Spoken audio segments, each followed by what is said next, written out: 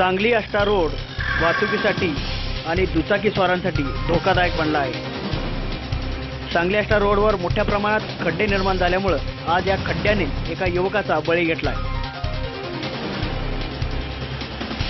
खड्डा चुकवण्याच्या नादात येडेनिपाणी येथील अवधूत पाटील या युवकाची दुचाकी भरधाव टेम्पोखाली गेली आणि या अपघातात अवधूत पाटील यांचा जागीच मृत्यू झाला। त्या दुर्दैवी घटनेनंतर परिसरामध्ये शोककळा पसरली। सांगली आष्टा रोड हा आता अत्यंत धकाधकीचा बनला आहे। या मार्गावर बहुतांशी ठिकाणी रस्त्यावर खड्डे आहेत आणि या खड्ड्यांचाच आज अवधूत बळी ठरला। अवधूत सांगलीहून येडेनिपाणीकडे जात असताना समोर आलेला खड्डा चुकवण्याच्या नादात त्याचा तोल गेला आणि शेजारून जाणाऱ्या टेम्पोच्या खाली त्याची गाडी गेली आणि या भीषण अपघातात अवधूतचा जागीच मृत्यू झाला। अपघातानंतर या मार्गावरील वाहतूक काही काळ विस्कळीत झाली होती।